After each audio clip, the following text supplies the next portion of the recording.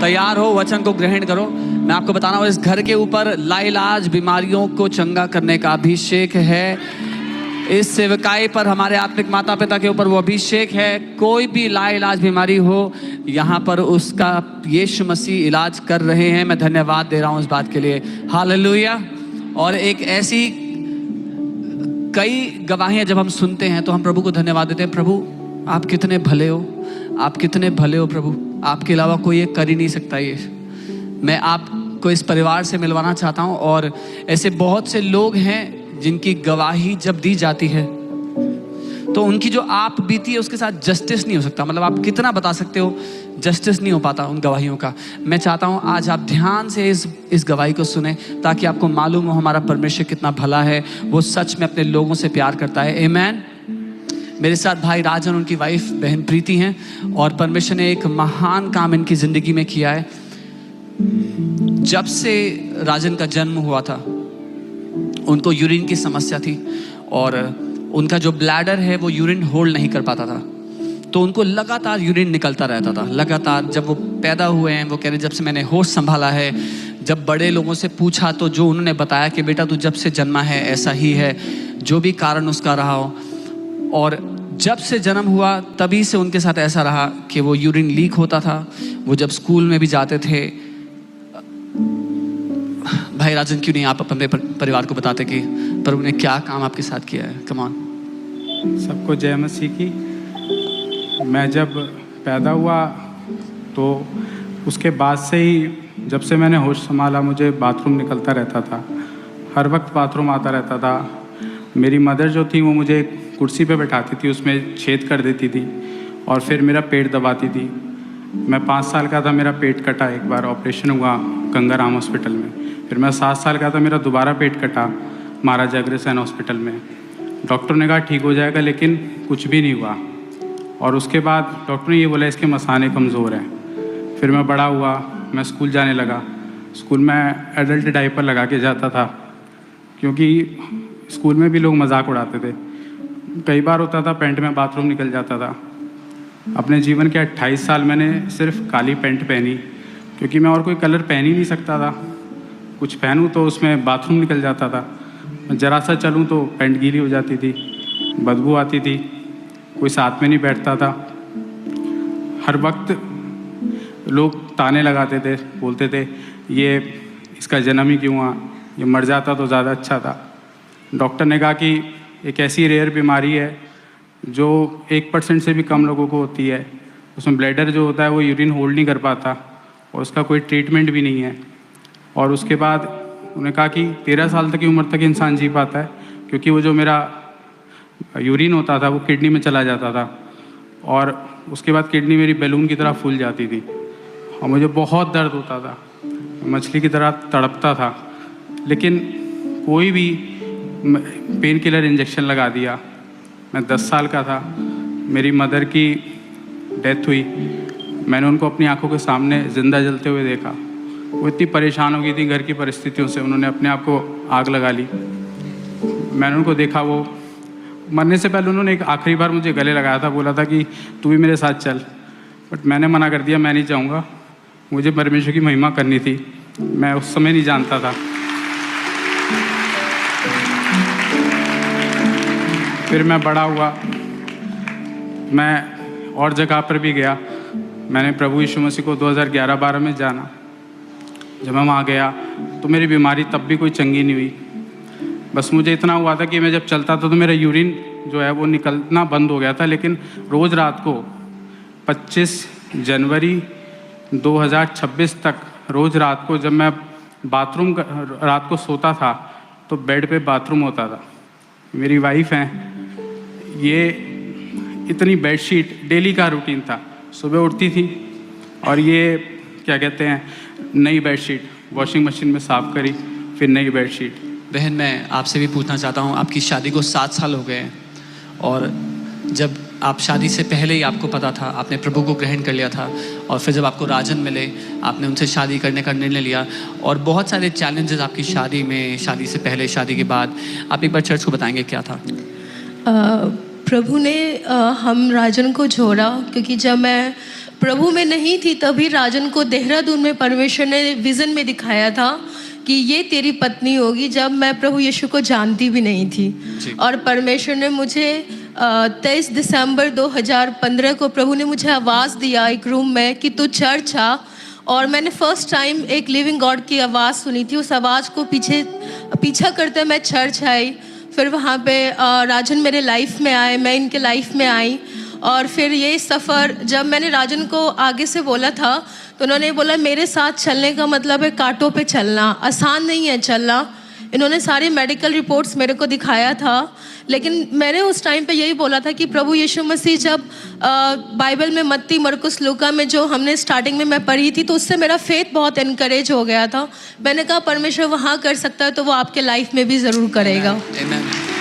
बहन मुझे बताएंगे कि क्या चैलेंजेस आने लगे जब आप लोग? चैलेंजेस आते थे जैसे मैं शादी से भी पहले जब हम और राजन जाते थे, जब हमारी शादी भी नहीं हुई थी, तो जैसे मेट्रो में जा रहे हैं तो मेट्रो में ही राजन को यूरिन हो जाता था, तो सीट पे पूरा आप समझ सकते हो।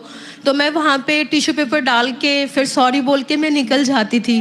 कहीं मार्केट में जा रहे हैं, कहीं भी जा रहे हैं, साथ में चर्च जा रहे हैं तो राजन को यूरिन निकल जाता था, तो हम सिर्फ सॉरी बोल सकते थे क्योंकि बहुत एम्बैरस का होता था। लोग पूछते थे ये कौन है तुम्हारा, तो उस टाइम तो शादी भी नहीं हुई थी। मैं बोलती थी फियांसे है मेरा। और एक दिन ये भी हुआ, वर्ल्ड की बेस्ट हर्ट कंपनी से राजन को जॉब का ऑफ़र आया था।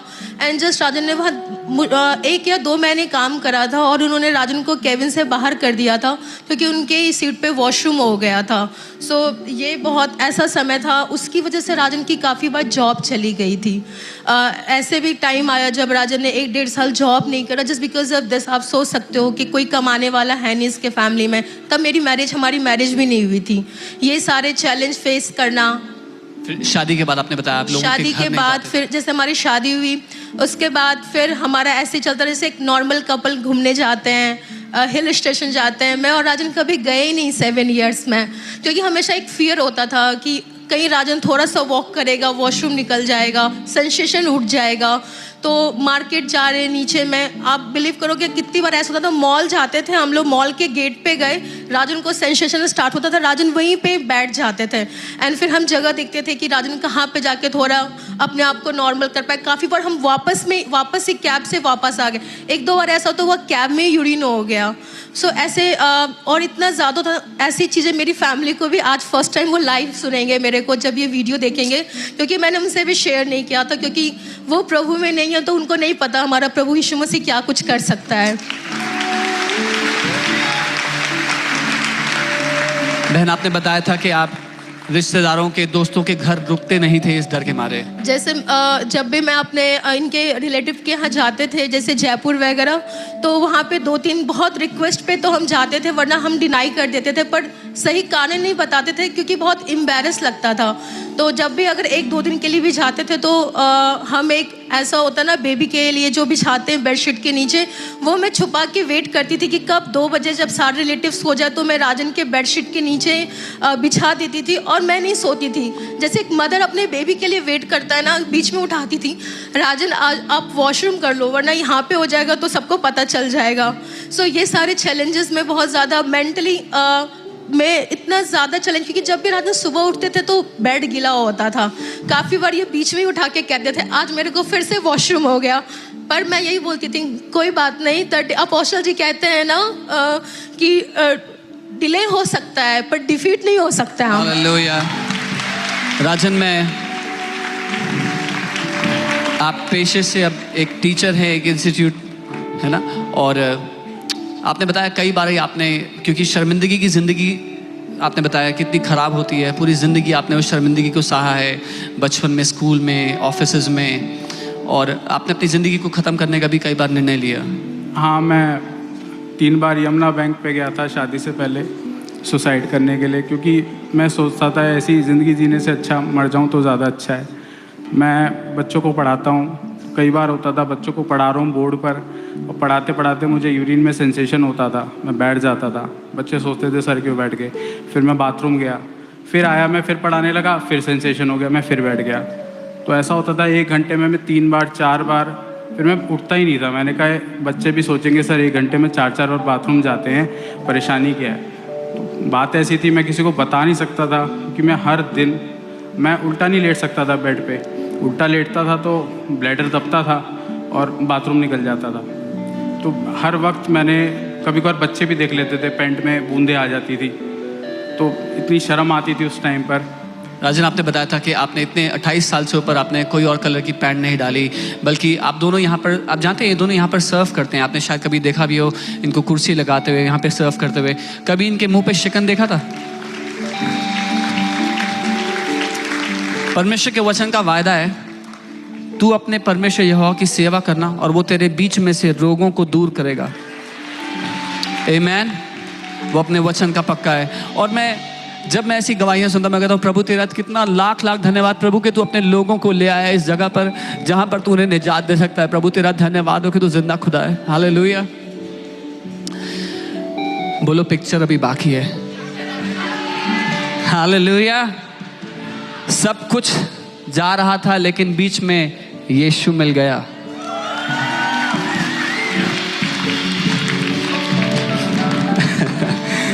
आप मुझे बताएंगे आप यहाँ पर कैसे आए? परमेश्वर ने जब यहाँ से आने के पहले मेरे को बार बार अपोस्टल जी ड्रीम में दिखते थे, और जब फर्स्ट टाइम ड्रीम में देखे तो मैंने ये देखा कि वो मुझे वर्ड से प्रीच कर रहा है। उस टाइम सिर्फ मैं थी और अपोस्टल जी, मैं बैठी और अपोस्टल जी वर्ड से प्रीच कर रहा है। Okay. फिर सेकेंड ड्रीम में मैंने देखा मैं और राजन हम दोनों हैं। थर्ड ड्रीम में देखा कि हम राजन और कुछ हमारे जानने वाले लोग भी हैं जी। और ऐसे करते हुए हम यहाँ पे आए। ठीक है। और जब यहाँ पर आए तो क्या हुआ? जब हम यहाँ पे आए तो परमेश्वर ने हमारे विश्वास को बहुत ज़्यादा स्ट्रॉन्ग किया। हमें एक मन में एक्सपेक्टेशन हुई जान के कि जो वचन, जैसे मेरा ऐसा था कि मेरे को लगता था कि जो फादर है वो एक यहोवा जो बहुत क्रोधी पिता है, जो हमने सुना था, लेकिन यहाँ के बिल्कुल थॉट अलग चेंज हो गया। मैं हमेशा गिल्ट में रहती थी, थोड़ा सा भी कुछ गलती होता था तो मुझे लगता था अब परमेश्वर मुझसे नाराज हो गया, वो मुझसे तो प्यार ही नहीं करता है। ऐसे मेरे लाइफ में प्रॉब्लम है। बट अपोस्टल जी ने जो सिखाया, जो सबसे मेन चीज़ मैं यहाँ पे आके सीखी हूँ कि he is the loving father. Hallelujah. और आप जानते हैं उन्होंने जैसा कहा कि एक्सपेक्टेशन के साथ वो चर्च आने लग गए, एक्सपेक्टेशन के साथ यहाँ पर आकर वचन ग्रहण करने लग गए। जब वो एक्सपेक्टेशन के साथ एक दिन बैठे हुए तो परमेश्वर के आत्मा ने प्रभु के दास के द्वारा राजन का नाम पुकारा। टीम, हम क्या वो वीडियो दिखा सकते हैं?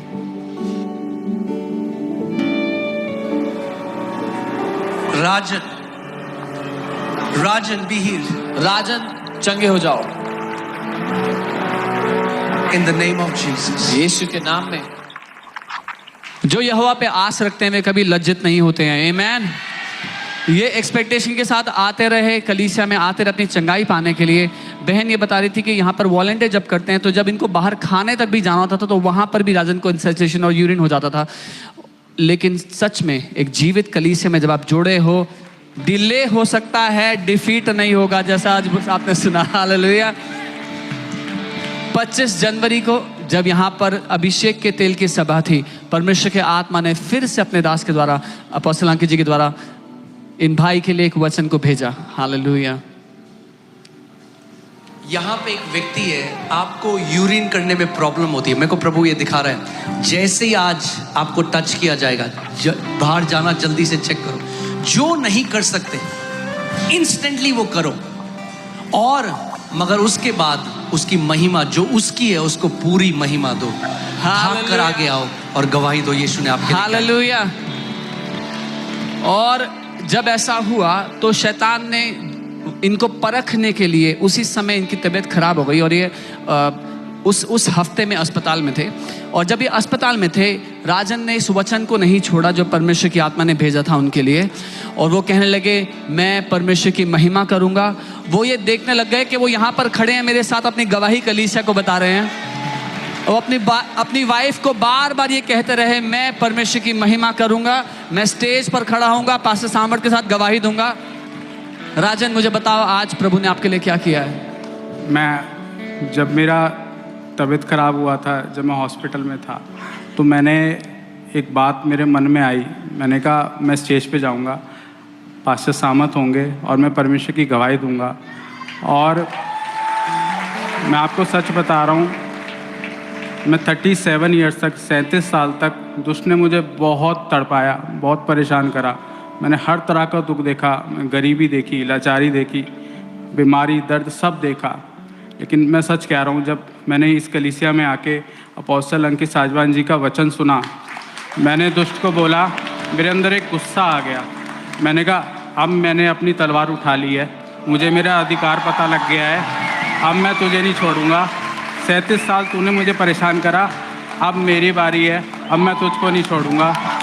मेरे अपने अधिकार पता लग चुके हैं। उस दिन जब परमेश्वर के दास ने ये वचन भेजा, अभिषेक का तेल आपको लगाया गया, आपने क्या किया उसके बाद? उसके बाद मैं तुरंत, मेरे मन में वचन आया, नमान कोड़ी था कि उसको आज्ञा मिली थी और वो तुरंत गया। मैं कहा मेरे को परमेश्वर के दास ने बोला, मुझे यीशु मसीह ने बोल दिया है। मैं उठ के सीधा बाथरूम में गया, बाथरूम से आया और उस दिन से लेकर आज तक जब भी मैं रात को सोता हूँ बाथरूम नहीं आता। 37 साल के बाद 37 साल के बाद आप 1 घंटे में, आधे घंटे में 3-4 बार वॉशरूम जाते थे, वो नहीं होता अब नहीं होता।